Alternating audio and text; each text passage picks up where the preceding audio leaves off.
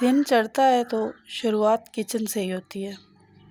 کبھی برتن دھو لو، کبھی ناشتے بنا لو، کبھی بچوں کو تیار کراؤ، اسکول بھیجو، میاں جی اٹھ کے ان کو دیکھو، بس یہی سب ایک کام رہ گئے ہیں عورت کی زندگی میں۔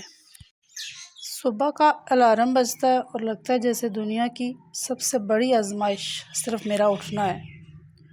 آنکھ کھلتے ہی دماغ سوچتا ہے کہ واپس سونا ہے یا کچن جانا ہے، اور آخر کار دل مان ہی جاتا ہے کہ کچن کا راستہ ہی قسمت میں لکھا ہے۔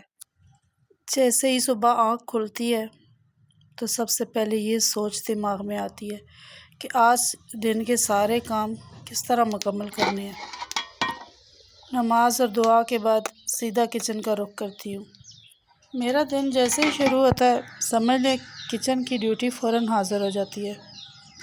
ابھی آنکھ پوری کھلتی بھی نہیں ہے کہ سب سے پہلے خیال آتا ہے برتن دھونے ہیں یا چائے رکھنی ہے۔ لگتا ہے جیسے زندگی کی پہلی محبت میاں جی نہیں ہے بلکہ کچن ہی ہے۔ صبح صبح کچن میں آؤ تو لگتا ہے جیسے جنگ کا میدان ہے۔ ایک طرف چائے کے کپ، دوسری طرف چمچ، پلیٹیں، اور درمیان میں خود ایک سپاہی کی طرح سب سنبھالتی ہوں۔ ناشتہ ختم ہوتا ہے تو لگتا ہے اب سکون ملے گا، لیکن نہیں، اصل ڈرامہ تو اب شروع ہوتا ہے۔ کبھی کبھی سوچتی ہوں کہ یہ برتن خود کیوں نہیں دھل جاتے، مگر خیر یہ بھی ہماری قسمت میں لکھا ہے۔ ادھر کچن کا کام، ادھر بچوں کی ضد، اور ساتھ ساتھ میاں جی کی خدمت۔ کبھی چائے لے کر آؤ، کبھی ان کے کپڑے استری کرو، کبھی کبھی لگتا ہے کہ میرا نام خانسامہ ہونا چاہیے تھا، کیونکہ دن کا زیادہ حصہ بس کچن اور خدمت گزاری میں گزرتا ہے۔ ناشتہ ختم ہوتے ہی ایک اور جنگ شروع ہو جاتی ہے، اور وہ ہے گھر کی صفائی۔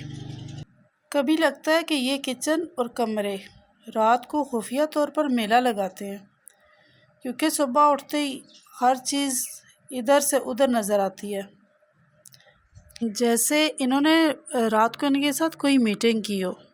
صفائی شروع کرتی ہوں تو جھاڑو میرے ہاتھ میں نہیں بلکہ میں جھاڑو کے ہاتھ میں ہوتی ہوں۔ کبھی کونے میں جاتی ہوں، کبھی بیچ میں، اور کبھی لگتا ہے یہ جھاڑو اپنے ہی حساب سے ناچ رہی ہے۔ جھاڑو ایک ایسی چیز ہے جسے دیکھتے ہی لگتا ہے کہ میری زندگی کا آدھا حصہ اسی کے ساتھ گزرنے والا ہے۔ میں نے تو کبھی سوچا بھی نہیں تھا کہ شادی کے بعد میرا سب سے لمبا رشتہ میاں جی یا بچوں سے نہیں بلکہ جھاڑو سے ہوگا۔ جھاڑو اور برتن، یہ جوڑی میری روز کی جم کلاس ہے۔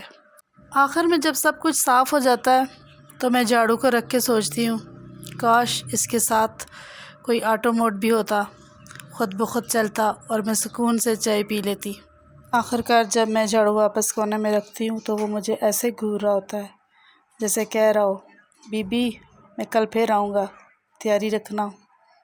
اور میں سوچتی ہوں کاش جھاڑو کو بھی چھٹیاں ملتی، ہفتہ اتوار کو کم از کم خود ہی سو جاتے، لیکن نہیں، یہ تو وہ دوست ہے جو ہر روز ملاقات پر آتا ہے، زبردستی کا مہمان بن کے۔